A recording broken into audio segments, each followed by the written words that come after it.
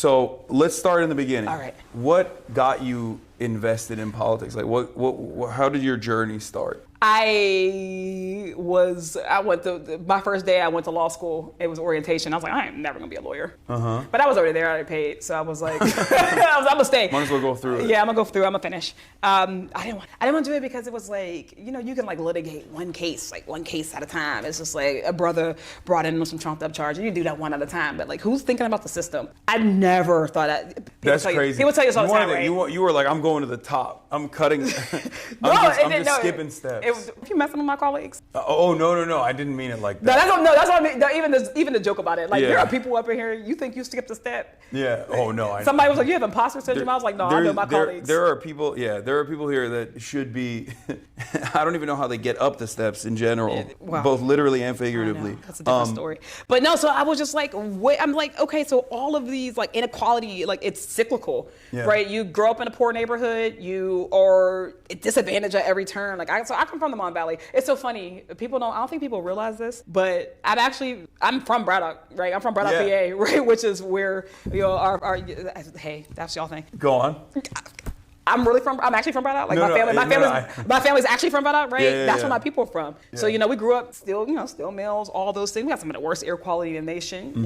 Industry collapses, towns abandoned. Was your what about your family's background? Were they working in the steel mills? I had a whole bunch of family working in the steel mills. Yeah. And that was like there was unions back then. You know what's interesting about that? Yes, Pittsburgh has always been a union town. We don't just say that for fun. Pittsburgh has always been a union town, and this is the thing that I think gets me in trouble when we used to in the early days just on like this environmental racism stuff, like working on this environmental racism stuff, like reminding people like we have the worst air quality. We worked in these steel mills and like the mill was not sustaining the community the way the community is sustaining the mill. People were upset when we talked about that, but like I had a license in ways of other people. I had family members who worked in the mill and they were not in the unions because black folks couldn't join the unions until I believe, like, don't quote me, don't be mad at me if I'm completely wrong, but black folk couldn't join those unions until like the 70s. Yeah. So like the last generation of my family, who was in the mill, my granddad was in the mills. He actually left the mills and somehow became a teacher. Oh, wow. So I think he might have been, I don't think he was I don't know if he was able to be USW, who I rock with hard. Like I rock with my labor brothers and sisters, but he wasn't the teachers. Yeah. So since then, the whole thing was like, we want better for you. We want you to be in safer jobs. Like we want you it ain't gotta be about getting out, but we want the community to be good for us. You shouldn't have to leave your own community. You shouldn't have to get out, right? Like all the things, you go to any other community, we want the same things everybody else want, right? No, absolutely. Like I don't want to be gentrified to get a coffee shop. I would like us to be able to have a grocery store in our community. I'm living in that type of deal, right? We don't got a grocery store, poor air quality. You used to go down my street, like you used to go down Braddock Avenue and you can smell, so for us, rotten eggs. Yeah. So it would smell like rotten eggs. It was like the sulfur trucks. Yeah. So like that's what I grew up around. So I wasn't an expert in like environmental justice or anything, but like I lived it. So when I first started to run, honestly, it was actually just like trying to get other people to feel like they can actually do something. Like the system shouldn't be sending us people. We should be sending the system people. Yeah. So I was organizing, like trying school board, local stuff. People don't, everybody's always what was the issue that you found yourself organizing around initially? Then? Yeah, back then. So my high school has gone viral for a number of things. Okay. This particular thing, this 1 year, my school went viral, I think 3 separate times for like police officers and like the principal allegedly like beating kids up on camera. That's insane. It was on camera. But it does happen a lot. So school resource officer? Yeah, but one of the problems, school resource officer, but like the principal was kind of like involved. That's like crazy. In a number of the videos, he was throwing hands. A kid had his tooth knocked out of his throat by the principal. Out of his So allegedly. Okay. I grew up in Turkey. Like I experienced corporal punishment quite a bit in Turkish schooling. This was not corporal punishment. This is like that, but that's beyond that. Like they would do, ear pulling, steel. They would get like a steel ruler. You can still get paddled in the United States. Oh, really? Yeah, like They just have I feel like maybe like 15 states or something. They just have that as a carve out. They're like, we can't let go of this. This is so good. It still exists. It's such a good educational tool. People don't even know. Yeah. Well, I mean, I don't know. Sometimes kids have bad vibes, you know what I mean? I'm kidding. Not the kids are low vibrational. I'm kidding. I believe the kids are the future. Do you guys have a iPhone charger, if possible? You got a new iPhone or the old iPhone? I have the new one, the USB-C one. Yep. If it's right below you. Oh, you have it right here. Mm-hmm. Oh, that's my seat. Okay. Oh, this is where you normally. If I do anything, I'm gonna stay charged. Yeah, you're just kicking it over here. Mm-hmm. You have a Black Panthers jersey? Yeah, I got that from like the Black Panther Museum. Oh wow. Like Huey P. Newton's wife gave it. Well, she didn't give it to me because I follow ethics. Yeah, of course. I love that thing. That's such a crazy. That's also kind of a crazy rule for people that don't know. Do you want to explain what that is? Yeah, like, you're not can't accept gifts. You can't accept gifts as a. We don't accept gifts. Yeah. People don't give us things. They don't give me things. Unless it's a super PAC, in which case you can do whatever the fuck you want. You can go to like. Even that's a loophole. Yeah. Even that's a loophole. This is why we want to abolish super PACs. Yes. Peep the sign. We're trying to abolish super PACs. We want everybody to get on board. I can't proselytize right now. But yeah, no, this is. I think this is one of the biggest issues that we have. Mm-hmm. Obviously, not just from my own race, from all the races. The people shouldn't be able to just like buy their way into the little Oval Office like Elon Musk did. Like just. Yeah, I mean they're just that's cutting out the middleman in some ways too. They've gotten more confident in their brazen corruption because they've been stress testing the system for I'm gonna say decades. Yeah. But this group specifically, since like 2016, everything they do, every like toe they like step over is trying to figure out will people let us do it. Yeah. Will people let us do it? That's why I always say like Donald Trump doesn't necessarily get to decide if we have a dictator. Yeah. He don't get to decide. Like it's not like the Congress doesn't get to decide if we have a dictator. Like you do. Yeah. So like when they step over line, it's like they're flexing on the American people. Yeah. No, they're dabbing on us every time. Every day. And every time they get to do it once, and they're like, oh, that worked. Yeah. You know what they do? They go and say, all right, we moved the line. Yeah. We moved the line. So that's what this whole thing has been. Like I've always said, it was you talk about all day. It's an ongoing insurrection. The insurrection has been ongoing. They have been plotting. They've been planning. They've told us. So even like, I get it. A lot of people are like, I don't really rock with the Dems. With the Project 2025 stuff, especially, like they plotted out. They plotted it. They wrote it. And they put it on paper, and they're like, this is what we're gonna do. And then all it takes is for Trump to be like, I don't know what that is. I don't know how to read. And then everyone's like, oh, okay, he said so it's fine. He won't do it. And then he said he was gonna do it. Yeah. They said they were gonna do it. So honestly, that's why I ran. All of this is a part of why I ran. Right? Yeah. I felt like I could see of the country and the Democratic Party. I felt like if I can see inequality and I can see like how it functions at the systems level, if I can see people who aren't apathetic like the party, that was one of the reasons why I really ran. Like they kept saying like all these people are apathetic, they don't care. I'm like, that's just not even true. People absolutely care. Yeah. Sometimes people are hopeless. Yeah. Sometimes they feel discouraged. Or like how many people in communities like mine, like they've seen, the president, Democrats and Republican, they've seen the volleyball game happening forever, and their communities haven't changed. Yeah. Things haven't changed in their life. Their material conditions are only deteriorating year after year. Absolutely. And I think that is a major issue. That's like what I address all the time as far as like the sense of entitlement. It seems that some people hold, Democrats in particular, where they're just like, no, you have to vote for us. We're better than the other guy. And like theoretically, it's true. In theory, harm reduction is correct, right? It's a correct theory. But it's a terrible way to It's campaign. a bad message. It's a bad message. It's a terrible way to campaign, and it's been an abject failure over and over again. I think that's a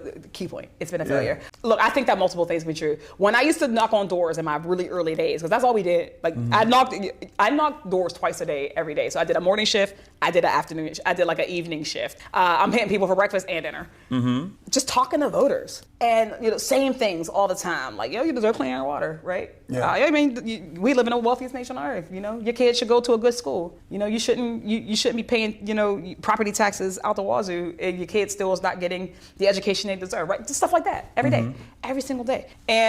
but I talk to a lot of non-voters. Yeah. And I think maybe that's what makes me a little bit different. I'm not just saying me personally, me and others like us. That I talk to non-voters as much as I talk to voters. I talk to infrequent voters. I talk to folks who have never been registered in their entire life. I have people in my family, right, who they vote when I say go vote for me. They know me. And sometimes I'm certain they're lying to me. Like sometimes they're like, Summer, yeah, I voted for you. Sure. Like, okay. They didn't go. What am I do? Right? Here comes Summer again, asking us to go out and register. I had to go and like drive a cousin. I was like, girl, I'm a baby. I'm gonna drive you to the poll. Like I need this vote. But no, I've talked to these non-voters, and at the end of the day, it is that hopelessness. It's like, well, what's the difference? It doesn't make a difference. And then I talk to your Democratic establishment people, and they're like, well, of course there's a difference. The Supreme Court, right? Roe v. Wade fell because the Senate gets to a point. Yeah.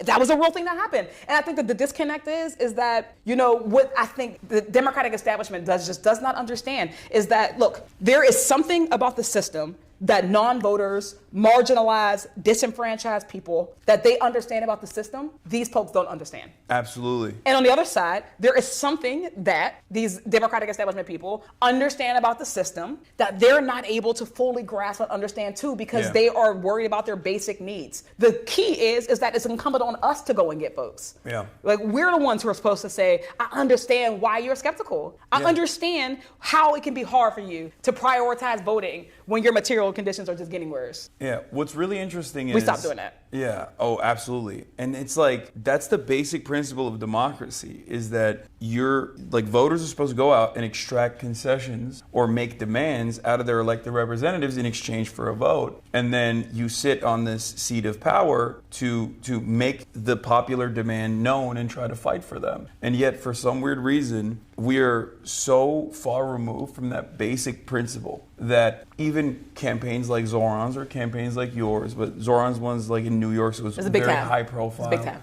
Yeah, but it's like, it wasn't unique at all. Like, in many ways it was unique because the circumstances are so dire. But what I mean by that is, like, it's not actually that unique to go out, ask a bunch of voters and non-voters, like, what is your major issue? Actually, you mean talk to voters? Yeah, talk to voters, identify some key problems. I got big theories on why people don't talk to voters. What? Oh, in here? Oh, I would not love even to, just here, right? I would love to get into that, because that's a major gripe that I have. Back. But what I'm saying is, like, it's the most basic thing. You go out and you ask people, like, what's your issue? How can I solve it? And then you identify a couple of those issues, and you keep hitting those issues. And of course, lo and behold, all of them revolve around material inequities and financial struggles, affordability, things of that nature. And you just keep hammering out those points, and you win. Even when you have hundreds of millions of dollars in corporate interests and numerous different advocacy groups. I'm not going to say even. Together. Let's be real. Zoran had some dollars. He had support. He had help. When a lot of people talk about, oh, why'd you win? Why'd he win? Sometimes because it's a good story. We put the emphasis on the grassroots organizing. Yeah. What did he have? 90,000 volunteers? I don't know if that's a real number. No, he had 50,000. 50,000. He had 50,000 in the primary and then 104,000 in the general. That's wild. Let me tell you who ain't getting that many volunteers. Nobody else. No, on absolutely. God's green earth. Like, not in a district, right? In a non-national campaign. Well, we're trying to fix that. Absolutely. But in a non-national campaign, that's wild. So we put the emphasis on that because we should, because proportionally, that's us saying, like, the reason why we're here is because of you, right? People put us here, people care. We connected, real connection. And so sometimes people are like, well, you don't need all that money. But it's like, at the end of the day, when your ops can get out anything, say anything about you, and you can't counteract it, it does hurt. It hurts because now you need more. Like, you need more volunteers to now go. Now you got to counteract the lie. Yeah. So, like, the idea that we don't need money, like, I would love, and I can't wait. It exists. As the future already exists, it already exists that we live in a world post big money in politics. We live in a world post authoritarian. It exists already. And as we build to it, right, we do have to recognize that, like, actually our people do need to have dollars so they can compete. It's not an evil thing. No, absolutely. We do need to actually run for office. It's not an evil thing. Yeah. We need to wield power. Power is neutral, right? Power is not inherently good or inherently evil. And there are, like, a few people in history who are like, power is to be wielded. I think when you talk about, like, democracy, if I just flip it on its head a little bit, like, the fundamental thing about democracy is that it's government by the people. Yeah. Which means that our real job is not necessarily like a transactional thing. It's actually to be like the candidate in the perfect world. Candidates don't go to the people first. The people. They are the people. They are the people. Exactly. The people are like, this is our person. This is who we're sending. Yeah. And because we are a person, like you represent them, you already know you're embedded. Now you stay with your folks. It's you not stay on supposed the to be ground. a special class, like It's not a politician, special class of people. job. Yeah, it's supposed to be you're a teacher and then you're representing your community. You represent your community. You can Yeah. be anything.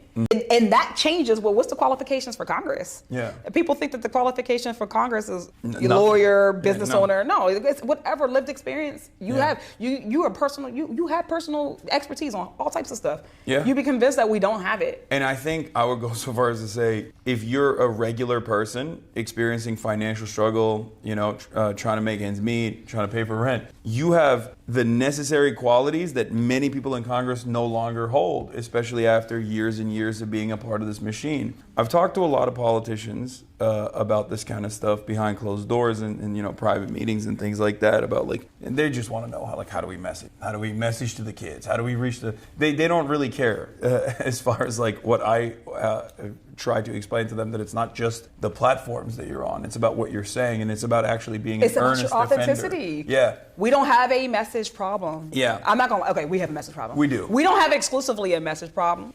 We have a messenger problem. Yes. I've been talking to a lot of my colleagues too. I remember we were going back and forth in a retreat. And, everybody, after the election, they all bring in the polls. It's like the polls say this, the polls say that. Honestly, the polls always say this. I'm like, I told y'all that. I already told y'all that. But so we're doing that. And then we're talking about, and they're like, well, what we need to do. I was like, no, we need people. You can say whatever you want to say. You can start cussing online, look cool. You can do all that. If that is you, then do it. But the problem is if you ain't never had to struggle to pay the rent, how are you going to relate to somebody who does? And a Congress person doesn't have to relate to every single person in their district. You don't. Yeah. But again, as the party of working class people, if you can't relate to working class, I had to talk to my colleagues there are so many of y'all who generationally have not experienced being of the poor. Yeah. I think most of us are working class, right? You don't own anything, you don't trade stocks. You're in a working class. You got to work for your living. You're in a working class. But a lot of people lose those roots. They're not there. That's why they're not talking to non-voters anymore. Yeah. That's why you got all these people who are only listening to consultants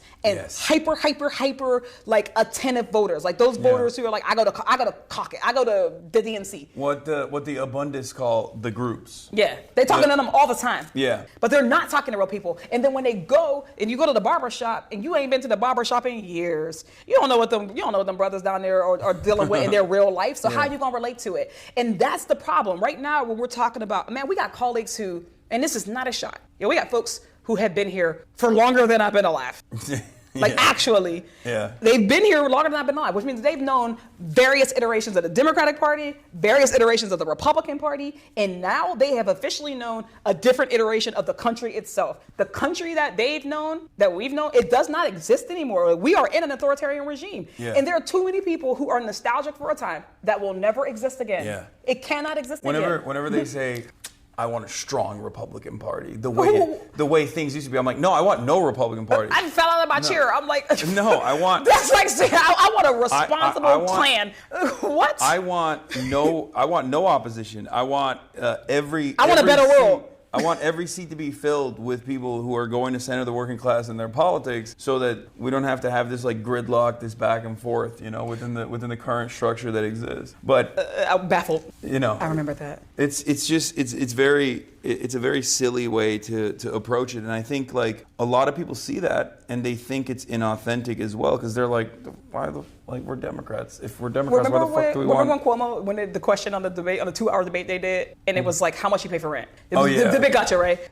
Zorn laughs. He goes, what is it, $2,300? Yeah. Cuomo goes, he's stealing from a poor person. Yeah, that was crazy. Number one thing that shows that he's disconnected, he's stealing from a poor person. I don't know no poor people in my life who can spend $2,300. That's not the point that I'm making right now. He then laughs and goes, I pay $70. Yeah. Right? You can't relate. You can't relate to people like that. I felt he owns his house, I think, right? He was just saying his daughter's rent or something, I feel like. Or he's saying his mortgage. You still got to pay something. Whatever it is at the end of the day. I'm just saying that people are so disconnected from actual struggle that they don't know it when it's in front of them. Like they don't even know how to deal with it. I get people come to it. The shutdown. It's a real thing. I think that the fight for healthcare is righteous. I think it's righteous. I think that an authoritarian regime, I think we got to stand tall, right? You give them an inch, they'll take them out. Yeah. I think the people want us to take the stand. They've been asking them to take a stand. We're doing it. And it also really hurts to see people coming to me, in my real life, who are talking about how hard it is to make ends meet, right? The line at the food bank was already long before the SNAP, cuts. People be struggling. And to have an empathy for that is the key. You don't have to have lived every experience. You really don't. Yeah. But if you don't have to ever see it, it's like Gaza, right? The biggest movement happened when people had to see the imagery. Yeah. We do have to start to question, why do we have so many people here who we have to show pictures to? Yeah. Why does a starving mom got to come to you for you to be like, damn, I should do something, right? Why does it got to be like that? This is the generational divide we are right now. As people are retiring and the next class of folks are coming in, then this is an opportunity. We can actually get people who are responsive to the real needs of real people, or we can keep putting in messengers who aren't credible, who are going to keep begging consultants for how to say it right. Yeah. So that's actually that ties into something I want to talk about as far as the system, right? One of the things that I hear from very seasoned operatives and people who have been around for a very long time is the notion that a lot of these guys they come into Congress and maybe they have key issues that they care about. But over the years, they basically become complacent, or at least they themselves also lose whatever edge they might have had, because they just go back and forth, and there's so much wheeling and dealing with the way that bills are structured, with the way that bills are passed, that they basically they hit neutral, and they just kind of exist. And then all they care about is getting reelected, so they go to donors instead of the actual constituents, because of what we just talked about. It's a bypass. Because big donors can just go in and dump $1 million into a relatively small TV, like a local TV network, and just hit you with attack ads and genuinely try and tarnish your reputation and make it harder for you to overcome these odds. So a lot of people run from a place of fear. How do you push back against that? How do you fight back against that around your colleagues, especially? I think part of it is acknowledging that it's a very real condition in this place. Yeah. I think it doesn't. I think that sometimes when we talk about someone came in with the fire and then now it's what happened to them? There's a lot of people like what happened to them? I think that we all have it in our minds that it's a very big thing. They got there and a boogeyman literally walked up to them with a suitcase, a suitcase of money. We imagine that it's something like this instead of the fact that it's actually a small every time. Yeah. Every time it's a small concession. It just chips away. First of all, this place is a soul crusher. It is a soul crusher. So the first thing, even if you're somebody who's running, we got to focus on the future, not the past, and we can still address the past. But to flip the question, if I had to say for somebody who's I want to start building the government that reflects us and our dreams. The first thing you need to understand is that this place is a soul crusher by nature. It doesn't matter if you want it to be or not. It doesn't matter how strong you are. You got to have a North Star here. We all know. How many people come here because, they want to be famous? It's a very real reason to run. I'm not coming from nobody. That's crazy. People who, no, there are many reasons that people come. You can come because you want to be famous. Hollywood Fine. for ugly people. That's what Andrew Breitbart used to say. Everybody in Hollywood ain't that great looking either. But men get to be whatever they want in Hollywood. No, but no. So you can come for that. You can come because you're look, I got an idea. I have a perspective. I want my perspective to be. You can come for that. You can come, whatever reason you come, you need to have a North Star. What is the reason that when this shit gets hard, when it's the worst, what is the thing that's going to get you up in the next day? And if you have to have that center, because again, it's everything. It's not always going to be the first thing. The first thing is going to be hey, can you look, just take this vote. Yeah. This vote is not even that bad. It is going to protect you. I remember when I first got in the State House, we ran over 2 years, remember? I first got in the State House, we're doing first day into this year, we're doing a big bill, constitutional amendment. It's been traveling across the country, state by state by state. And every time someone votes no on it, they run multi-million-dollar ads on these people. So the first thing that somebody told me, they were Summer, what about the ad? They weren't being disingenuous to me. They weren't trying to scare me. They were telling me the reality. What about the ad? It's the reality that we have to think about those things. Yeah. Now you choose how you react to that. The ad can come, the ad might exist. Is it more important that you specifically make it, or is it more important that the legacy exists of being bold, of being of representing this interest. That's where people are. That's where they get you, because it's easy. You want to be comfortable. I have vowed to not necessarily be comfortable here, because the moment you gotta get comfortable, you got to give up on something. You gotta give up something. You gotta give up something to be comfortable here. And I get why people want to be comfortable. I think it's wrong, but I get it. Yeah, and then that slowly but surely chips away, and then it's already so difficult to make changes in the positive direction that people just kind of give up. And then they see the woman and Dylan. But that favors the right flank.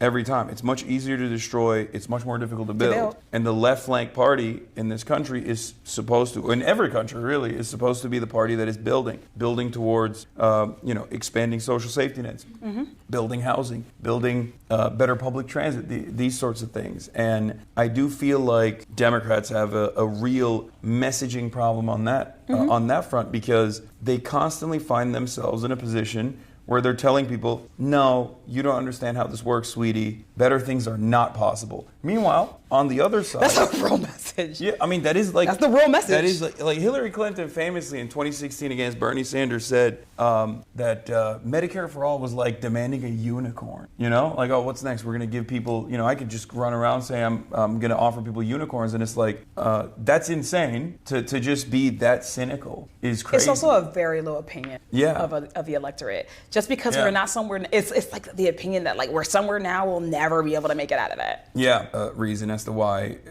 she's saying that, and many congresspersons also have a similar attitude, especially on this issue, is because it is such a massive, such an expensive industry that has a lot of corporate donors, that is constantly in these rooms, maybe not this one obviously, but in these sorts of rooms, and they are able to say, do not take a stand on this issue that would actually harm our profit centers, our profit margins, or even abolish it in its entirety. Yeah, so we're definitely slaves to money in politics. We're slaves to it. All over the country, you ask about kids getting mowed down by assault rifles. Yeah. All over the country, people say, we do not think that should happen, and yet you still get politicians who cannot move on that. Why is that? So what you're suggesting is door control.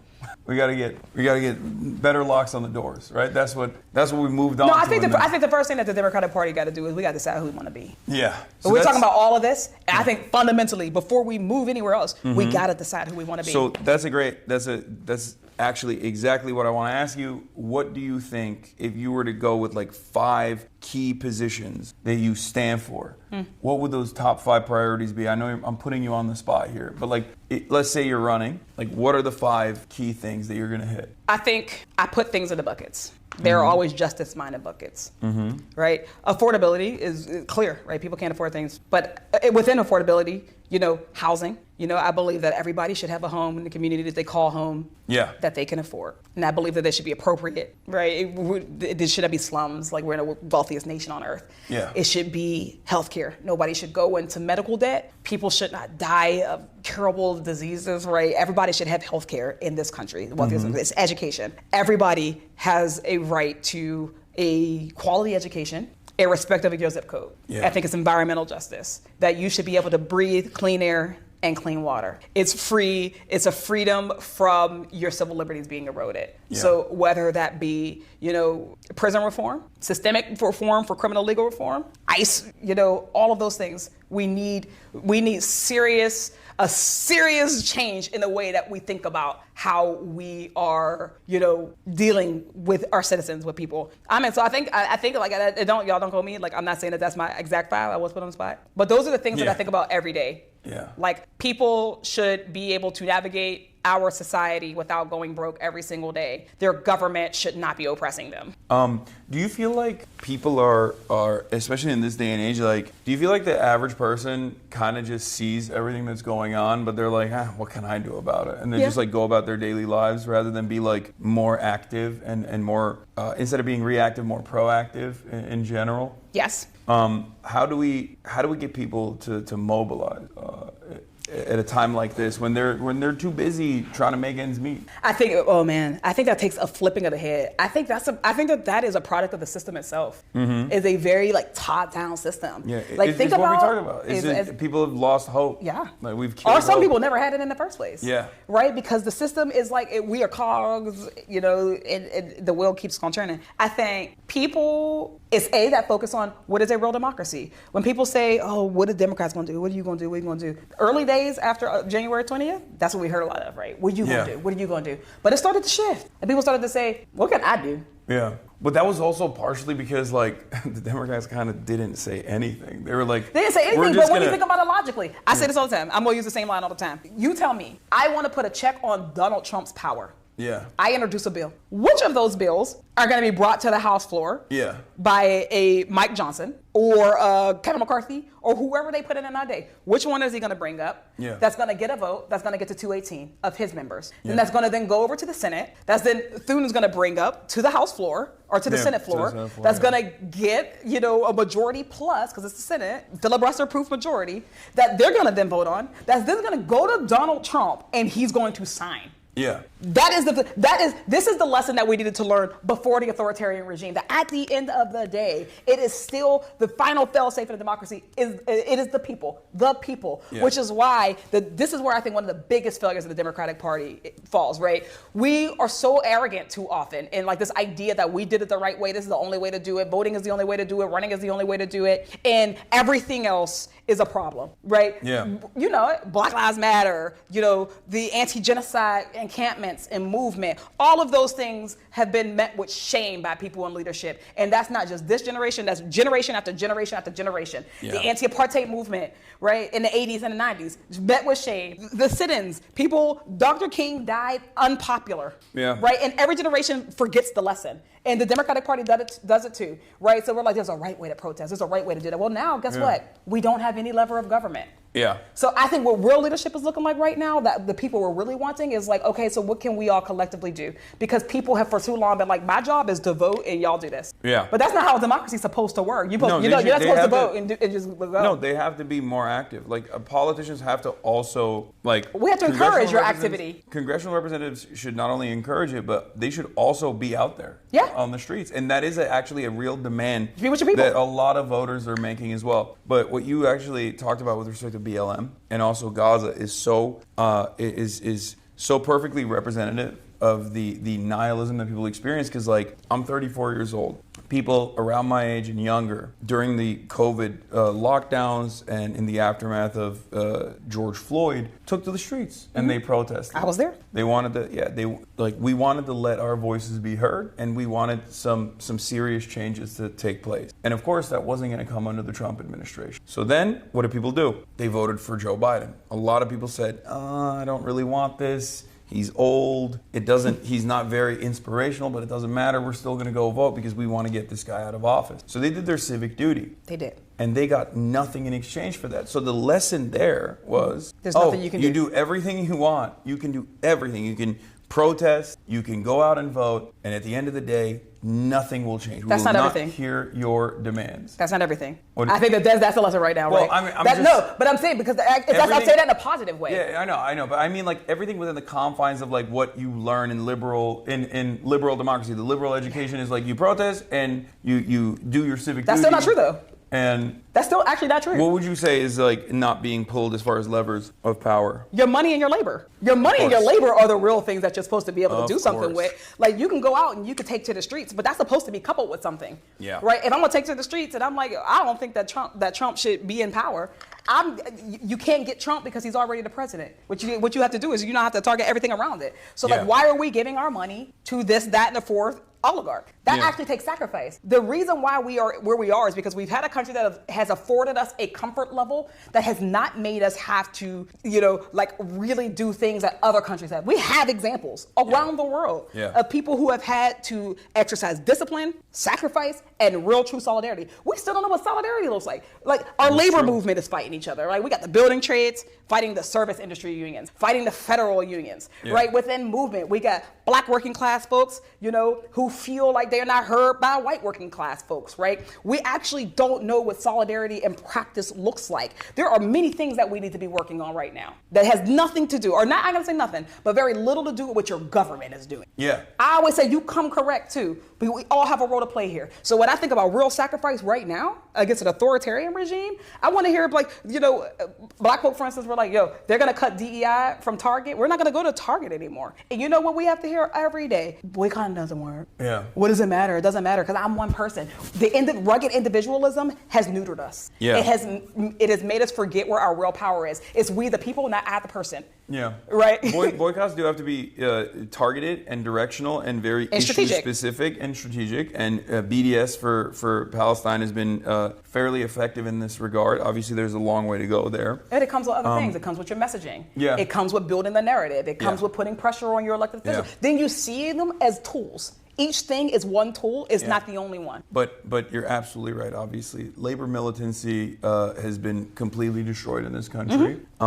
Labor unions are somewhat corporate captured, or barely even exercise their biggest leverage of power, which is work stoppages, when it comes to even contract renegotiations usually, and sometimes it's literally illegal to because do it feels like a nuclear. Sometimes it's illegal. Yeah. Sometimes it feels like a nuclear option. Yeah. Right. Sometimes it's like, am I going to step out on a limb and is anybody going to catch me? In Pittsburgh, we actually have the longest in the nation right now. We have the longest running strike. They are at 3 years, our Post-Gazette workers. And for 3 years, they've been on the picket line. And one after another, folks gab, they do what they do. But also, politicians started to real quietly start to talk, to the newspaper. They started to real quietly, some of them might not be as explicit. I've seen many Democrats cross the picket line there. One Democrat crossed a state line and then a picket line to talk mess on me in the Scab newspaper, right? That's so like crazy. when we think about the discipline there, so they've been doing this for 3 years. How do you think they feel? Like they feel like, where's the rest of the labor?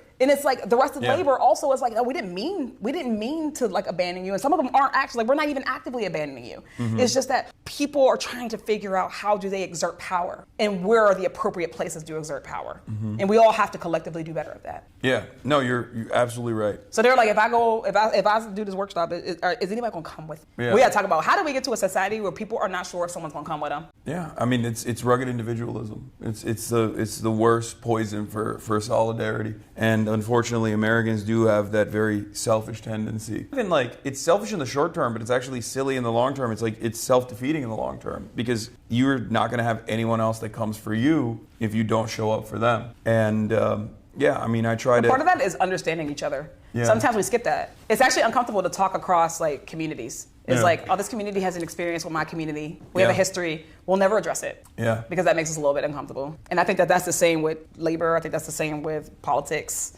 Yeah. This is a time that's calling for that. It's calling for introspection from all of us. We can all point our fingers right now. After November, whatever that date was, all of us could have learned a lesson. The middle, we all had a lesson. It's easier though to say, did you learn your lesson? So that's what the establishment does. They're like, the left didn't learn. What did they get out of it? Yeah, there's a lot of talking over one another in these sorts of situations. But I do think there's a sinister reason for it. Like it's not like when I see Democratic politicians run to CNN in the aftermath of this like very expected defeat, right? Because this was being signaled. I mean, if I can see it, and I'm a random idiot on Twitch, then I think like much more intelligent people can probably comprehend it, especially when they're a part of the machine. And yet, for some reason, they're the most oblivious. But they immediately after Trump's second victory, they ran to CNN to be like, oh, why did we lose? Because we were too pro-trans or too pro-this or too pro-social justice. I also think that's a psyop. Yeah, I could not. I think that's a psyop. I think that some of them were going there as plants. Yeah, I couldn't believe it because I'm like, did we see the same campaign? Like, Kamala didn't say anything. No, they don't want. Those are the type of people who didn't want us to be able to do like the deep actual analyses. Yeah, they were very intentional. They immediately they threw that grenade on there so that everybody talks about that. Yep. And instead of being like, oh man, maybe the campaign shouldn't have like kicked Muslim. Yeah. Maybe when we're talking about like the black community, we should say that it's not just middle class black folks. We actually have to go and fight for poor, working class, disenfranchised black folks. Or even the moment where it was like, well, there's an over reliance, I think, on black turnout in general, and I think like. But it's also a superficial one. Yes, and I think that's so. I have so many opinions on that, but I think it's like it's getting to a point where I've asked this to some other folks as well. I want to hear your perspective on this. Do you feel like younger generations of black men, especially, are not like actually leaving the Democratic Party in droves in the way that like people present it, because that's also very weird and racist when Barack Obama comes out and it's like, oh well, I guess you guys are a little misogynistic. Like I thought that was like crazy to say, because at the end of the day, I think people have a right to be wrong. Well, I think that was wrong, right? Yeah, that brother had a right to be wrong. Black people still overwhelmingly like. It's crazy to me when we're looking at like black people and how much they deviate away from the Democratic Party, when the margins of deviation are so minuscule in comparison to like the Hispanic voting bloc or the white voting bloc in general, which is always swinging in the direction I think of Trump. that fundamentally a lot of people don't understand the black community. Yeah, no, for Which sure. means that even a small deviation, they're like, yo, oh my God. Because what people do fundamentally understand is that black folks, and at large, we're not talking about individuals. Yeah. As a community, you're not going to see us flocking to Republicans because Yeah. Republicans are more inclined to like burn a cross in our yard, Yeah. right? Like I remember I served with a colleague in the state house, and this person was like retiring. I'm like clapping politely. Sometimes I'm like, don't clap for him. He would burn a cross in your yard. This a white person said this to me. I was stunned. I was like, damn, I've never been the same. So now I look around and I don't clap for people anymore because I'm not sure if I'm clapping for like my hip-hop. But like things like that. People don't give black people the benefit of being politically whole people. That yes, the reason why we won't go there is because racism is a real red line. And I don't mean like, I ain't saying that liberals can't be racist. I'm saying that there are different types of racism. Yeah. There is the, I don't believe that you should not be in chains type of racism. Yeah. And then there's and then there's all this other biases. That part. But when you really get down to it, yes, black people are reliable. We vote, and we've been burned. Yeah. We're a community that has been burned politically. We're a community that has been both neglected and over-relied on in many ways. And sometimes, we are more likely to say in politics, like if I can think about the long term, like if for me, like I was like, if Trump is elected, this is going to be a dictatorship. Yeah. Like I recognize that my people will be better off without him. And we have not had the privilege of not being able to make that decision. Yeah. But then I think that some people don't understand that, there are actually black folks who feel like they're not, I think that of swing voters, right? Yeah. A swing voter who is not a swing from Democrat to Republican, but a swing from Democrat to no vote. Exactly. So that's what I wanted to talk about. And we don't get the resources that swing voters get. Yeah. I think what's really interesting, or at least what I've tried to identify about this issue, is that like I feel like there's less participation in younger generations in general. And I think even with like the most reliable demographic of voters being black women for the Democratic Party, the reason why there is like this generational gap almost in terms of like non-participation is because that's the last time that I think black people can see the Democrats like actually put their flag and have stakes in the game to do something for black people is like the civil rights movement. And I think since then, like the further you move away from that, the less I think like younger. No, I think it's more that we are doing something for the country than the country doing something for us. Yeah. And I think that that's one of the pain points for young folks. I think the Democratic Party, we abandoned them. Yeah. We've abandoned young people. Yes. I'm gonna just say, we have abandoned young people. Yeah. We left them vulnerable. I can't tell you, like the first time I ran, and I'm running against a 20-year incumbent state house, and we're looking at like, okay, well, how do people cut turf? Like, who do you knock doors? Like, how do you decide what doors you knock? How do you decide who you send a mailer to? Right? Those are all real big considerations that a terrible consultant. You have a finite amount of time. You have limited finite resources. amount of money, and you're spending all your money on a trash consultant who is really just thinking about their own paycheck. They're not even giving you good information. We didn't go that way. We were like, okay, well, I'm black. The last time that black voters came out in mass was for Barack Obama. Mm-hmm. So when we're cutting the universe, instead of being like, Democrats love the term super voter. Our universe is always of super voters, right? So I'm going to give a mailer to the people who have voted in 4 primaries in a row. Those are the only people who are going to be targeted for digital ads. Those are the only people who are going to be targeted for door knocks, if they even door knock, leaving people. So then we blame the people people who we didn't even go and ask to vote for us for not voting. We do that with young people. So when we ran the first time, we put on anybody who was a new voter who was 18, because I was younger then, right? We put young people in our universe. You're still young. For this, please.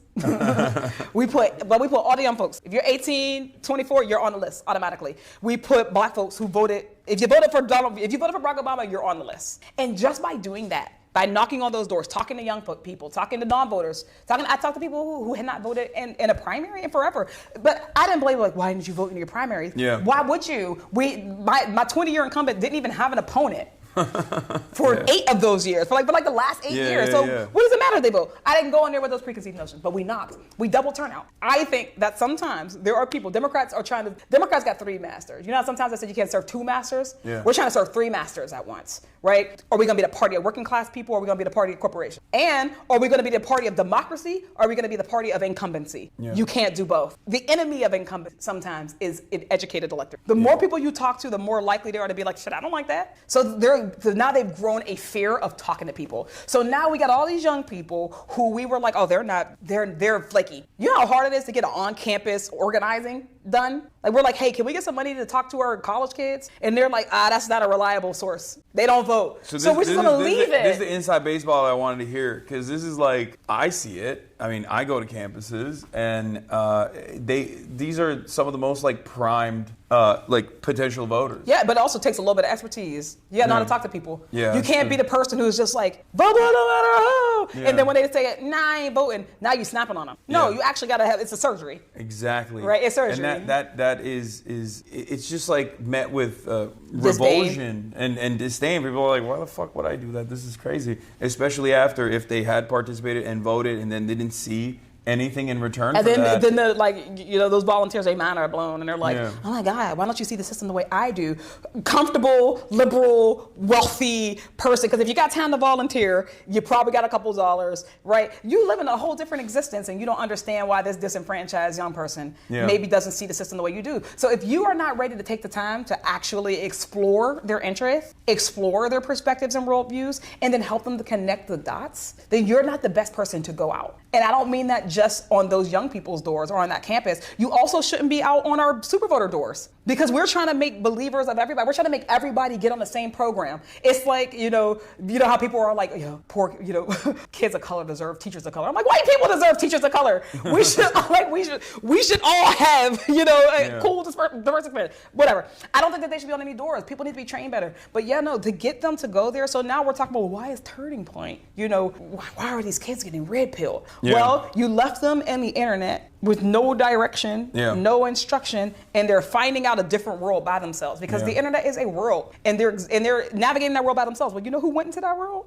The right wing. Yeah, and they also have a shit ton of money back in it too. Big money. Because that's the other side of the story. Because they invested though. Call it an investment. Yeah. We got money on the Democratic side. Yeah. I don't know what they're spending it on, to be honest. It's not down ballot. Yeah. It wasn't historically judges. Yeah. It's just that you're absolutely right.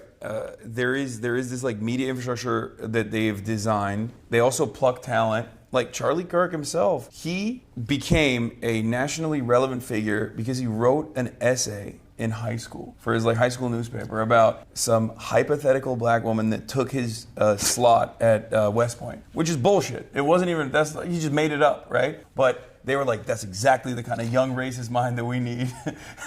and they very quickly, that essay was on Breitbart. And then a week later, he was on Fox News. Again, incumbency versus the future. Yeah.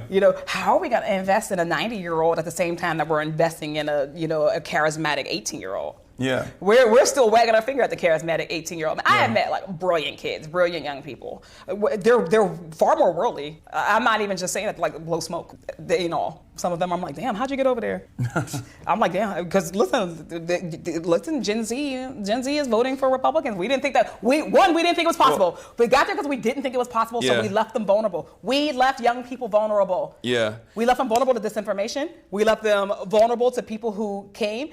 Sometimes people just want to know that someone cares. You ain't never knocked on my door, so you must not care about me. Yeah. You've not come to my college campus, so you must not care. And also, even from a top line issue, if you're not speaking to any of their problems, anything they care about, or in the world that they know, or any time you do speak on issues, it's like incremental or going back to Kamala. It's not. What do you think is what? Let me tell you. Yeah, going back to Kamala Harris, like there is this unprecedented affordability crisis taking place. Americans experienced negative real wage growth for a year and a half under the Biden administration. That's gonna people are gonna punish you for that, like no matter what, right? They experience that. They're gonna be like, oh, I am seeing that this is the administration that's responsible for it. They've seen capitalism not work for them. Yeah. The alternative to that is it cannot be, we're going to give you $50,000 in tax credits if you start up a small business. Because that's not a solution. It's not a systemic one. Yeah. And it's also... That's a Band-Aid. But that's, not only is it a Band-Aid, but it's also not an all-encompassing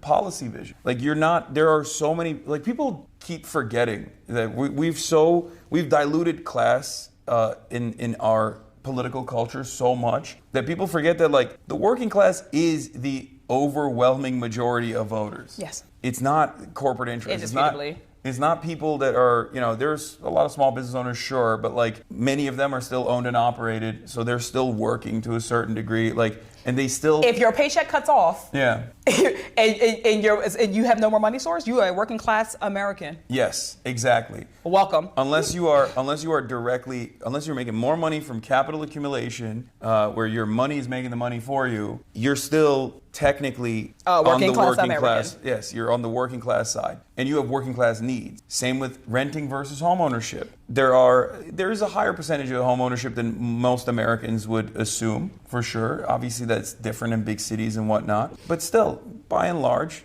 because of our home ownership rates are so abysmally low in comparison to other nations, it's around, I think, 40%. In the state of California, it's like 44%. It's higher than you would think, but again, that means that 66%. The real problem is that 6 people own the rest of it. Or 56%, sorry. Yeah, but again, exactly. 56% of people are renting though. So you have to have a message that focuses on their issues. And we never do that. We never talk about like lowering the cost of rent I'm just not gonna say never, because also there are tons of people who talk about this all the time. They don't always get famous. Like, God bless, the attention that Zohran Mamdani got. Yeah. But like, he ain't the only brother who's been talking about affordability. He's not the only person. For sure. Yeah, that's what I'm saying. So it's like, that's the other thing, right? Our media focuses on what it focuses on and who it focuses on. Yeah. And the fact that there are people who are talking common sense all over the place and are not getting any attention. There are better messengers than the people who are getting getting attention in this attention economy. Historic blue checks, and not even like the now, I'm talking about from Twitter, blue checks. We care about people's clout. We care about those things and not necessarily the message. So what we then think is like, well, they're feeding me this over and over. That means that nobody's talking about it. There are people in the Democratic Party who are talking about common sense every single day. And yes, and there are a whole bunch more who are in the way. And there are some who are in the way. Yeah. The battle that's happening, the tension that's happening right now is a good tension. Yeah. I think it's important that we go through it. I think it's important that we make our case. Mm-hmm. That we help them to understand that our viewpoint is not a us versus them. That's the other thing. I'm a beg people. This is my second time saying this today. I am begging people to stop looking at the political world in this linear, that everything is right, left, center. Yeah. Right? That's just not how people organize their politics, not how people organize their real lives. And we are ascribing it to them. We're leaving so many people who don't feel like they fit anywhere. That everybody fits in a bucket, and there's a prescribed message. Like, there's a transcript for this bucket. It's like, oh, I'm talking to this person. What's the pre-approved message for that person? Like, we're treating people like that instead of being like, these people are holistically. It is not left versus right. It is top versus bottom. When we are able to kind of like transfer it over to that, I think we will have a better recipe for how do we now go back out into the world and get people who we have left behind. How do you think the Democrats change their branding? We have to change the guard. Yeah. Because like right now, the reality of the matter is, if you ask an average person, their attitude is like, politics doesn't work for me. I don't know why I should vote for one party over the other. And the way that people define the Democratic Party, unfortunately, is by whatever the Republicans say about them. And I think a big part of the reason why, like even the Kamala Harris wants to do transgender surgeries, like bottom surgeries to Guatemalan migrants at immigrant detention facilities. Like, that's not a key policy of the Democratic Party at all. And it's ironically something that even the Republicans have also done as well, because it's just like so marginal and it's just basic human rights. The reason why the reason why they made it so prescient and so front-facing is because there weren't other things that she was fighting for that people could associate with the campaign. Part of that, but mostly, we continue to give a huge pass to the media. Oh, for sure. The idea that the media does not have a responsibility, again, the cornerstone of a democracy is education. Yes. And if the media is not there to educate people on what's real, then we don't have a good democracy. I mean, they're doing it right now with the Venezuela but they've stuff. been doing it for a really long time. They do. I mean, yeah, they do it all the time. I know. This is my main gripe. And that is also just the treatment of Democrats versus Republicans in the media. I think that the media they understand how they operate in a democracy. Theoretically, they do not know how they operate in a failing democracy. And we are in a failing democracy right now. Yeah. Which means that their role has to be different. The ability to fact check, the ability to get and disseminate good information in a world of disinformation. Some media, I ain't saying all, some media has decided that that's not their responsibility. Oh, yeah. That especially in this money and politics era, that it's the candidate's job to get their own message out. Yeah. So how often, if there's not a big contested race, does nobody know who the candidate is at all? And we blame the voter. Like, hey, voter, how come you don't know who those justices are running for the court of common pleas? All right, like, why don't you know this? I'm like, well, they don't have a website. There's no listing anywhere. Where are the organizations that have a responsibility to get people information? And how do we localize that? Like, we can decentralize it to the extent, but how do we localize that? How do we invest in it? There are people who are vulnerable to disinformation because we don't have institutions that are trustworthy. Yeah. And the media plays into that. Like, a Republican says something and the media will run that ad nauseum all day, every day. And then the left, the broader left will then be like, Democrats, why aren't you proving that you aren't doing this, that, and the fourth, right? So there's going to be less grace. We talked about it, right? There's going to be less grace for Democrats. Again, if they buckled next week, no one's going to think that it's because they actually cared about people and that they couldn't take seeing people suffer anymore. They're going to blame Democrats for buckling, not Republicans for literally being cruel, not Republicans for hating them. But again, that also, you're right. That's a structural hurdle that will always exist. But it doesn't have to always exist. I think that's the thing we got to change. How do we change the Democrats' brand? That's number one thing. With the way that the system is designed, like if you are trying to do right by people, you're always going to have that structural hurdle because, like I said, so then we're asking for pain. It's much easier, but that's why you need real believers that are real fighters, so that they can actually white knuckle through it and grit their. The day we got 435 fighters in Congress, that is a unicorn.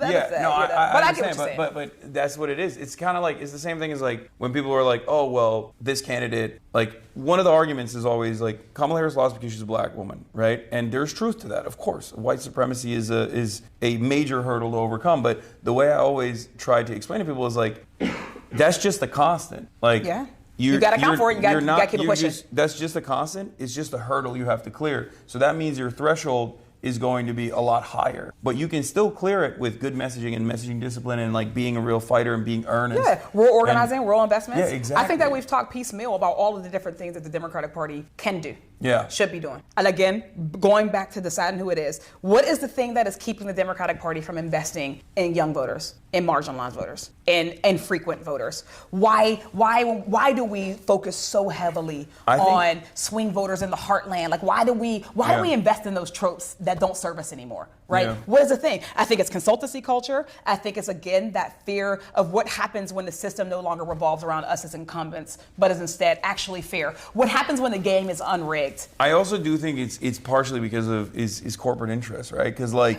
the way that you target the disenfranchised, like the historically disenfranchised low propensity voters, is either by having a Trump-style candidacy, which favors right-wing reactionary sentiment. That's the reality. Like culture wars. That one will never work for anybody who have morals. Well, but the thing is, like Democrats need to understand, like they can't win the culture war because the culture war was designed as a wedge issue, designed by the right, so that they can distract people with these different policy positions that are ultimately very harmful for massive swaths of society. That's not a battle that you can fight. So that's why I always say you have to like bring it back to class, bring it back to affordability, bring it back to material realities, because that is the actual undefeated method. And I think part of it also is bringing it back to we can't be out here talking about we need a strong Republican Party and then also go and make the case that people shouldn't be voting for Republicans anymore. Or saying Trump is, I think, going to be very authoritarian or a fascist, and then just like have no issues with him. Like,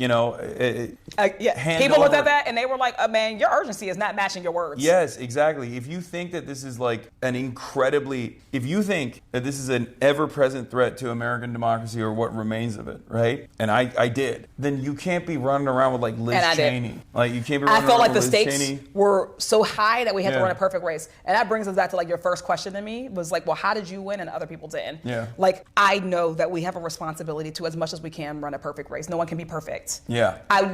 No elected official will be perfect because you're not perfect. Yeah. It is human nature that we can't be. Yeah. But I know that we have to try. Like we have to try to do things right. Like I've never missed a vote. Yeah. Right? And you also have to be more perfect than the other side. you Yeah, have to be more absolutely. perfect than your Republican I'm a progressive. colleagues. I gotta be. And you have to be more perfect than your centrist colleagues. You're institutionalist. Yeah. I can't move the way institutionalists move in this place, right? But there's also but then it goes back to the media where like they do have so much grace for whichever the right wing flank is, whether it's a race between a left flank candidate and a centrist, or whether it be a centrist Democrat and a right wing. It's like subliminal messaging. Yeah. Like they'll ask two questions. I literally just watched this debate. We were just driving down here. Watched the debate between Zoran and Andrew Cuomo. Yeah. And like the moderators, I don't think that they even understand sometimes like the implicit biases in the way they talk to us. I know. Right? The way that they talk to us. Yeah. They're gonna say, but how you gonna pay for it? How you gonna pay for it? Yeah. How you gonna pay for it? We have a higher standard to clear every time. They didn't even ask that to Cuomo for when he says like, oh, we're gonna get 5,000 cops. Like they asked them one time. That only. Where are you getting them? Where are you time. paying for it? Never. One time. So it was like when I was running. When I come on day one, we got to come with clear understanding of policy. Yeah. Right? Because I speak well. Like you're an orator, right? You're passionate. You're an organizer. So now you got to prove that you could be a policy wonk. We have to prove that we can be a uniter, not a divider. We got to prove our loyalty. But then you get other people who I ain't gonna say no names, but they ran statewide multiple times and never had to ever talk about any policy at all. Yeah. Or their position is... how do we decide who gets to talk about policy or not? Their position in the party infrastructure is literally to be the rotating villain. And so now people are wondering why they didn't know who that person was. It's like, wait, did we just not know it? I'm like, I don't know. Well, go back to the campaign. What do you actually remember about people? Okay.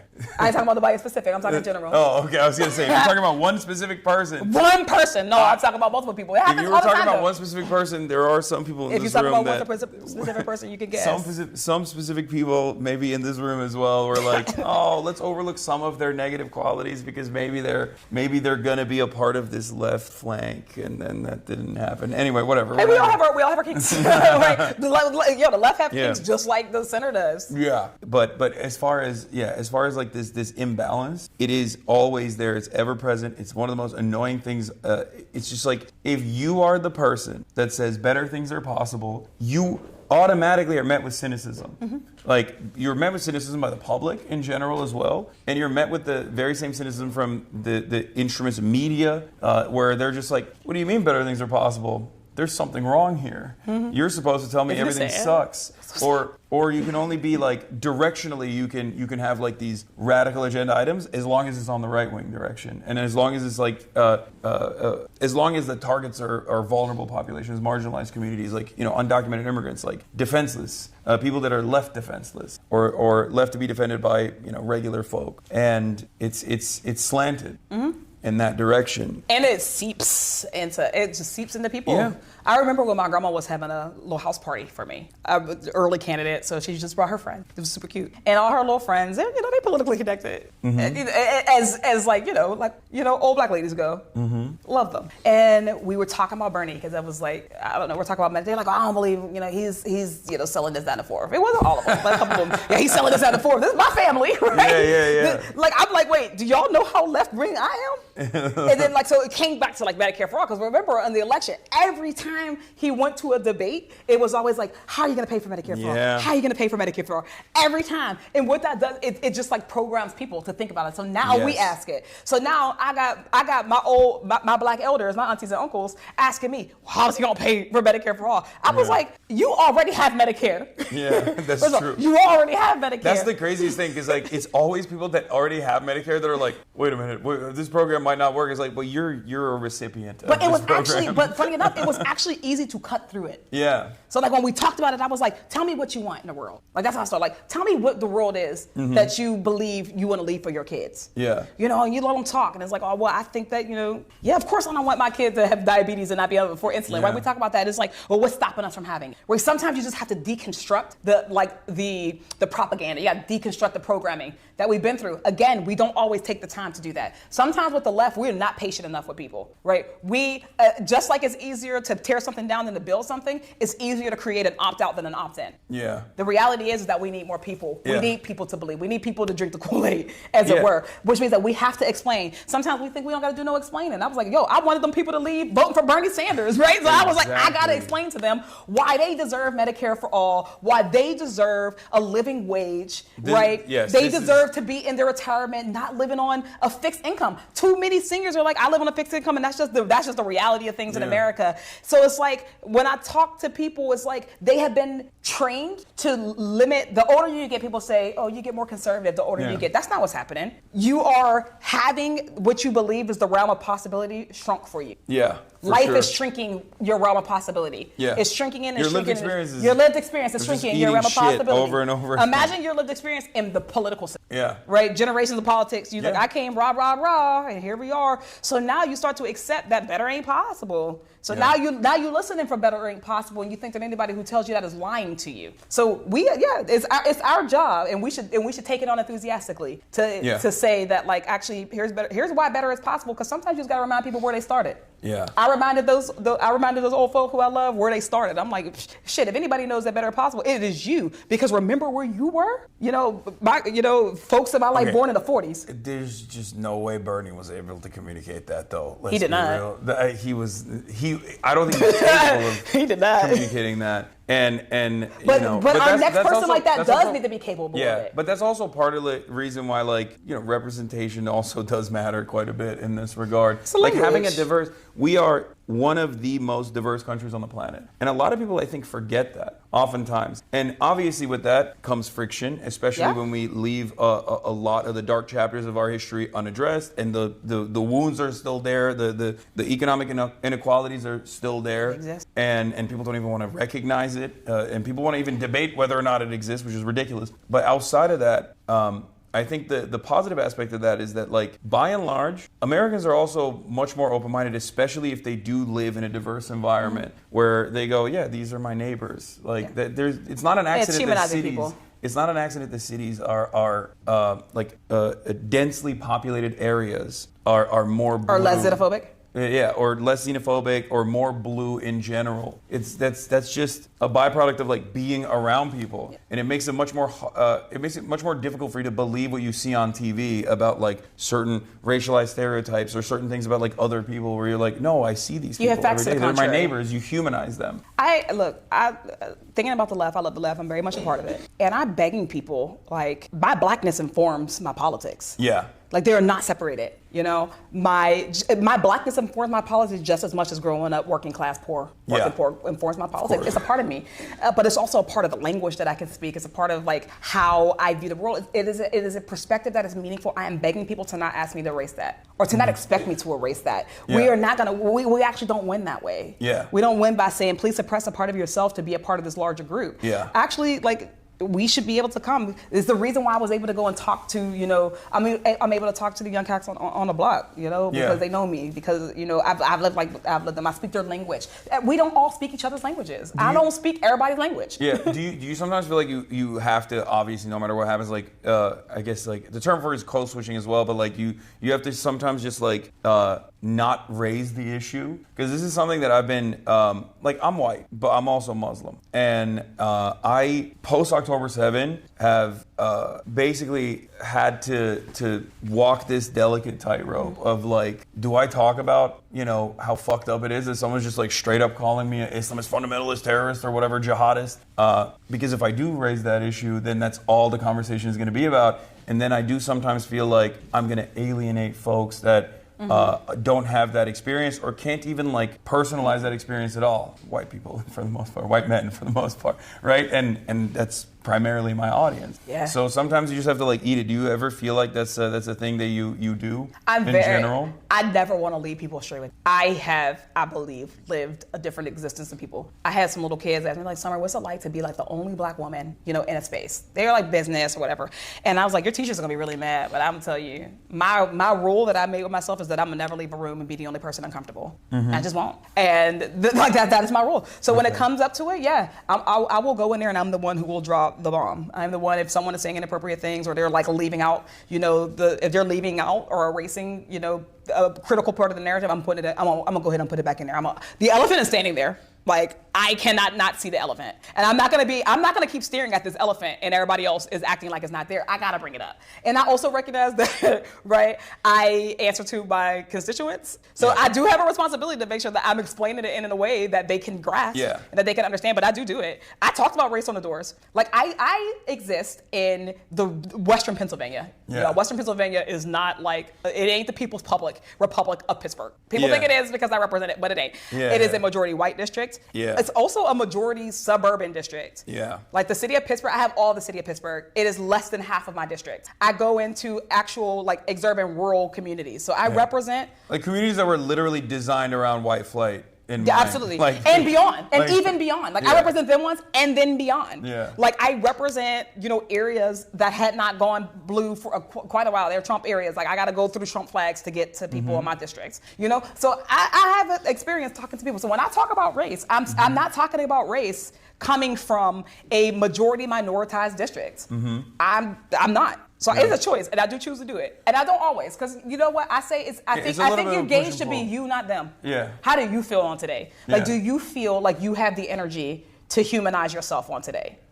That's exactly that's what I try to explain to people. It's like it's sometimes good to take on the emotional labor, but you know you're not gonna feel up to it every single time.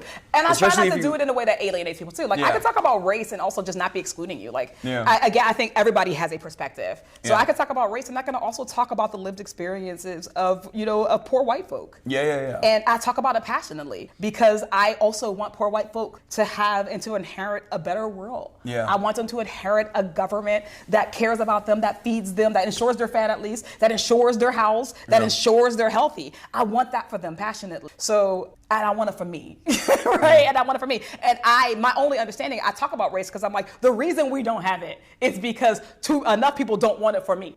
So I'm not your enemy. I'm not your problem. One of the most relevant versions of what we're talking about, which was obviously like something that Lee Atwater famously spoke on, is the destruction of the welfare state as a mechanism to engage in anti-black politics. The notion that you move on from saying the N-word and then the aftermath of the civil rights struggle to basically talking about, you know, desegregation or busing, all the way to the welfare queens narratives, right?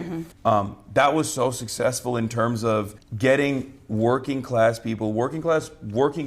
people, white communities to get on board to abhor something. With the destruction of a welfare structure that it was actually beneficial for them as well. And then of course the same with affirmative action, signed by Bill Clinton, a Democrat as well. But exactly, affirmative action too. And now we're seeing that happening with the shutdown and the SNAP benefits that were taken away from 42 million Americans. And have you seen the crazy stuff that's going on the internet, like with the AI videos?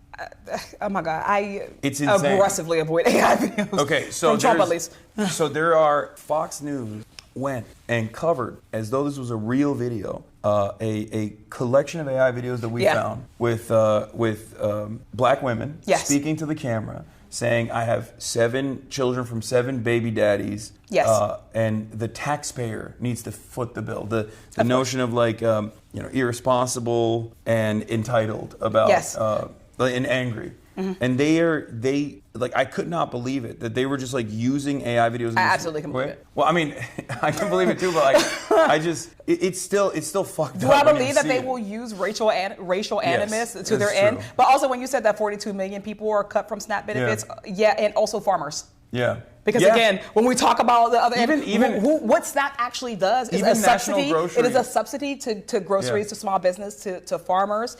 It is helping two people. It is helping two groups at once, right? Working class people. But the reason why your government is giving it out is because it's also helping industry. Yeah, it's helping the economy. Also it spurs the economy. Grocery stores. Yes. Yeah, every dollar spent on SNAP. So Trump is willing to bite all of our noses off. Yeah. To spite his face. And being on healthcare. To go to the doctor. Yeah, to be able to go to the doctor. And the Republican... To not get a $1,000 MRI. The Republican retort to that was, oh yeah, you guys want healthcare for people to continue, even though it's already super costly and that needs to be fixed? Guess what? Now we're going to starve 42 million people, and it's going to. So what you want? You want healthcare or you want to eat? Yeah, they're like, oh, and now we're going to cook the farmers, like you said, because it's a subsidy for them, and we're going to cook the grocery store chains as well, because it's a subsidy for them as well. And you know why they get away with it? Because there is a shared responsibility model that we have in this country, right? When a shutdown happens, everybody's blamed, and not like proportional blame. Republicans will always win in that environment. They will take. But they're losing. They're losing right now. When we're out of the authoritarian regime, that's the loss. That's the only loss that matters for me. But like right now, what they are betting on, I'm not saying that they won't lose this time. What they are betting on is that when this is all said and done, they're going to get to share responsibility with the Democrats. Because there's always going to be a CNN anchor who says, well, Democrats didn't sign the bill to pay for SNAP. They're always going to say that instead of like, you guys are political commentators. You know what was in the bill. Yeah. You know what the bill did. Yeah. It's easier to tell that. So it's like, so now there's a shared model of responsibility. So instead of every day, somebody's news anchor who is telling the truth, it is not partisan to go on TV and say that Donald Trump and Republicans want you to choose between health care and food. Yeah. It's not partisan to say that. That's just the truth. That's what they want right now. Do you want to starve or do you want to go to the doctor? You want to starve or you want some Tylenol? Right? That's just the truth. And they have convinced themselves that bipartisan means that they will dig if they can to find some blame to put on the other side. And in that model, Republicans get to win. I ain't saying that the win is necessarily like you win a majority. They get to survive another day. Yeah. Because they don't ever have to take responsibility. Yeah. We need to pin them on responsibility. When we get out of here, it needs to be clear that they were willing to starve millions of people. I will push back here though a little bit. Okay. I do think that. I ain't saying the Democrats don't do nothing. I do think that it is. We go back to the same like pre-existing hurdles that always is going to exist. We can't change. No, yes, we can. No, I'm saying like, but in the current confines of like how this works, the media is always. The limit does not exist. You never saw Mean Girls? No, but no, I didn't. but what I'm trying to say is, it is upon the existing National Democratic Party to have competent voices. Yes. To go out and speak on it, and even do what you just did. This is a yes man. Yeah, of course. But what I mean is like what you just did, they should do on CNN.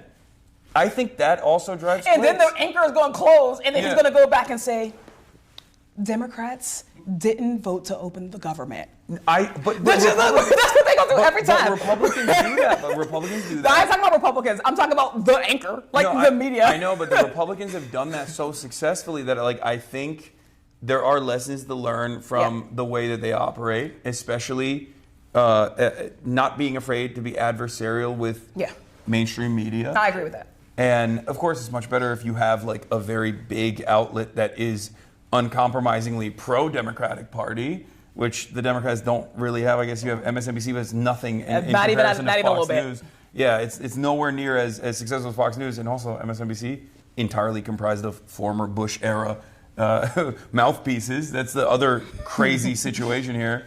But basically, like, you do need to go out and fight. You do need to go on TV and be like, no, fuck that. This is wrong. This is what the Republicans are doing. And I don't think there's enough of that happening with this current talent pool that we have. There are people like yourself.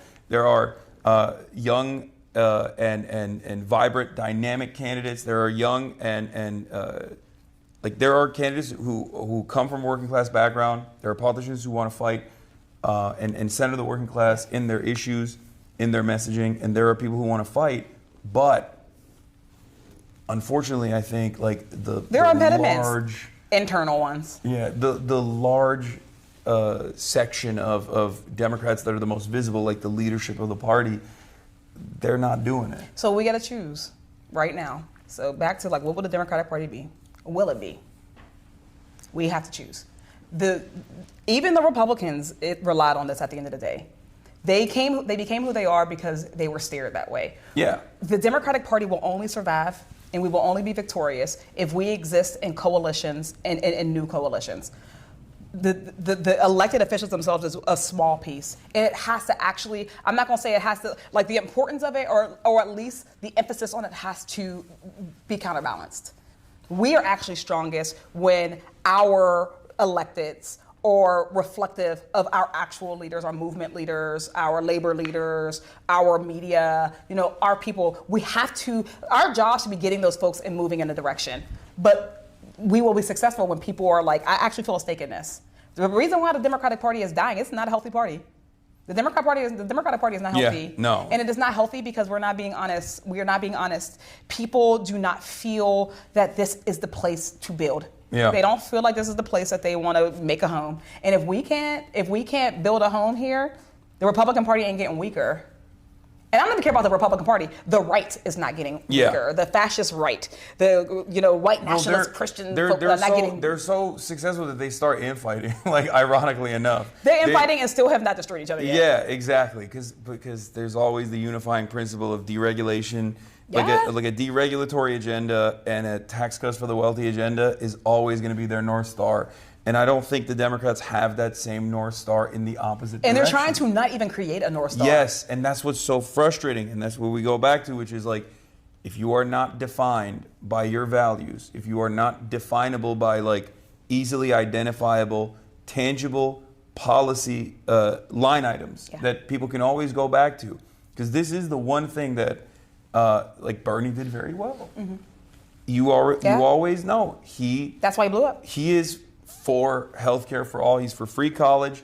No matter what you throw his way, he's always going to stand on that. Yeah. Right? Sometimes maybe he engages in what my friends like to call vulgar Bernieism and go back and forth on immigration, things like that. But like those are the definable traits of Bernie Sanders. Those are the definable policies of Bernie Sanders. And if the Democrats also had a similar system, I think that it would be much easier for them to get this message across. Yes, it would be. When we get that, the day that we get that will be the day that the two-party duopoly no longer exists. Yeah, no, for sure. And that's just what it is. Yeah, it'll be that day. I'm fine with letting the establishment Democrats be the right flank, like the marginal right flank in the one-party system that we have, Chinese government style. That's why I say our victory comes from coalition. Yeah. Yeah. We need a coalition style. We need a coalition style situation here because again, we're not the same. I am not the same as the most right-wing, Democrats, in the sense that sometimes I'm not sure if our interests are going. I don't think we're going in the same direction. No, it's not. No, that's you're absolutely right, and that is the major problem with the Democratic Party is that they want to present themselves aesthetically as though they're on our side. When they're campaigning, they want to act like they're on our side. They want to act like they're also invested in moving the country in a certain direction. But when it comes down to it, when it comes down to policy or when it comes down to like actual legislative agendas, they are not. They are, I would go so far as to say, antagonistic sometimes. Yeah, there are some folks. Like, there are definitely... And the problem is that they get lifted up. Yeah, but therein lies the problem because it is a liberal capitalist party. We have convinced too many people that the tent is big enough for Joe Manchin, but it is not big enough for Zohran Mamdani. Yes.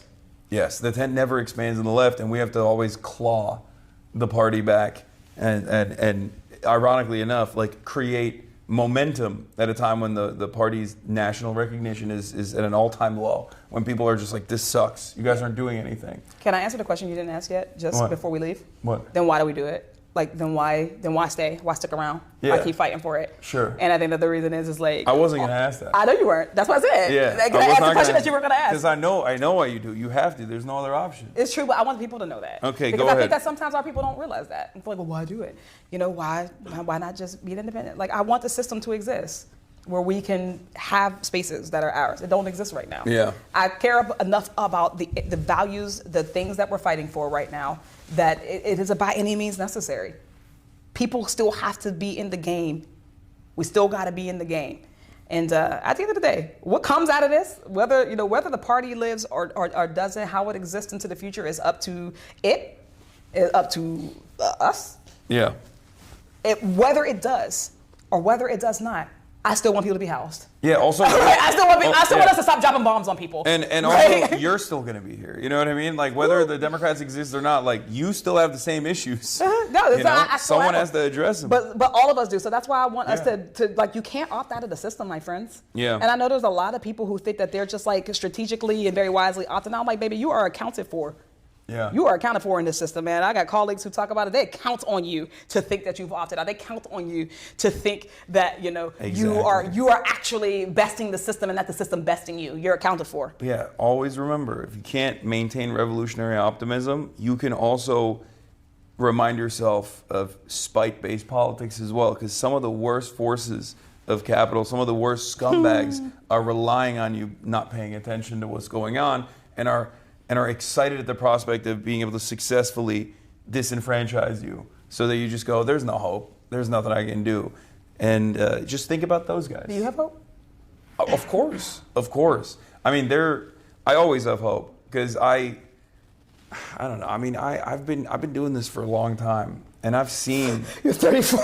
I've been a political commentator No, as like a openly socialist political commentator. We're the gerontocracy now. We've been doing this shit for a long time. Yeah, I know I'm like relatively young in comparison to all these other people, but like, it's just I've seen so much failure, and I'm used to it, and my expectation is not that we're just gonna immediately change things, and I think that comes with time.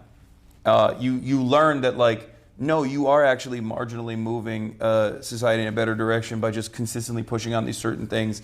And I think some of the most like hopeful moments that I've had, or some of the most like galvanizing moments that I've had, is like, I have been an anti-Zionist for like an openly anti-Zionist in my professional media career for 12 years.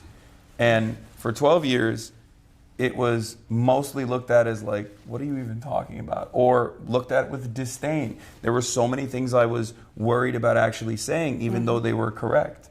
Because I knew that the response from that would be, oh, you're going to get censored. You can't say that. That's unacceptable. And now, while the death toll is immeasurable, it's incalculable amounts of pain, but in spite of all of that, I've seen in my lifetime something I never thought would happen. And I think a lot of Palestinians I talk to have a similar attitude on this as well, where it's like, they never thought that in such a comparatively short period of time, so many people became cognizant of this reality, that like Israel was this unstoppable evil death force, basically. Like, that was unheard of. So when I see that dramatic attitude shift in the broader consciousness of the West, from people who are basically conditioned not to care about this stuff at all, under every different circumstance, when I see that attitude shift, I can't help but hold out hope that we can actually make people aware of these issues, and we can actually mobilize people in this direction, and we can actually make some change. One thing that we were like, will we be able to talk about this with the fullness that it deserves and actually not be just like immediately like ushered off the stage and silenced? And yeah, the answer became yes way quicker than I thought. Yeah. Way quicker than I thought. Yeah, I think like I'm critical of NGOs sometimes in the role they play in advancing American interests, American imperial interests. But like, I still recognize that 2021 was, I think, a pivotal moment for pro-Palestinian advocacy, when Amnesty International, when the Human Rights Watch, and all these other organizations said, including B'Tselem, which is the Israeli human rights organization, said that Israel's an apartheid state. Israel was an apartheid state from the beginning, but they recognized it. And I think that expanded the permission boundary. Yeah. They expanded like what you could say. Because you could always fall back to, well, these guys are, these are important, verified institutions that people care about. They have influence, and they're saying it, so you can't come at me for saying this as well. And slowly but surely now... It gives protection so that when someone goes out alone, they know that they're no longer going alone. Yes. And then, obviously, in the last 2 years, the the media environment is rapidly shifted as well. And a lot of the mainstream institutions that refused to accurately assess the situation or to speak on it, speak on the death and destruction with real terms, and consistently tried to contextualize this violence and why it had to happen and collateralize Palestinian lives, they were met with a lot of enmity. People forced them to stop doing that. Yeah, people were like, no, this is fucking bullshit. People like, are you're not lying. unpowerful. Yeah, exactly. So that's exactly what is exactly what gives me hope, is that we do have a lot of power. We do have the opportunity to be able to stop things before it gets worse. And the same goes for resisting against the Trump administration's encroachments on civil liberties. And they are responsive to that sort of thing. They are responsive to this sort of pushback. And I think that's the reason why we can't stop. And we have to maintain revolutionary optimism and stay the course.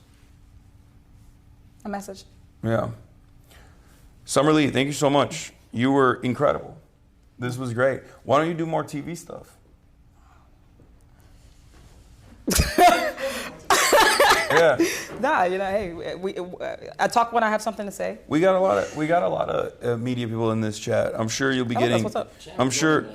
What? Chad was loving that. Yeah, I'm sure there's gonna be hella people hitting you up after this. They're gonna be like, "Yo, come and." Yo, I love talking. Like a lot of people, I don't want to talk when I don't have anything to say.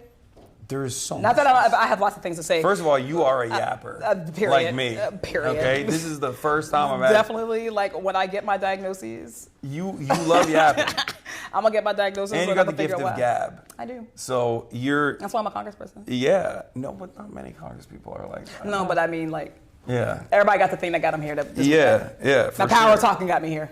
Yeah, you'd kill it on. Yeah, I mean, you are a weapon for the Democrats. I don't know if they realize it or not, but you are a weapon. You should ask them. Yeah. No, I'm joking, but hey, it is what it is.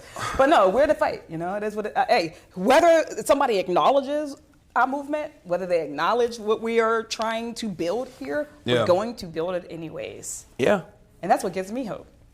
absolutely. It's ours to build. It's also what a good time week. to be alive. It is also a good week to feel hope, because I was like, Yeah. The Zoran stuff was huge. I'm not gonna lie. Like I never thought that it would happen. We did it, Zoe. We're changing it. Yeah. It's not that we did it, Joe, anymore. We did it, Zoe. We did it, Zoe. We did it, Zoe. It's right, because like I just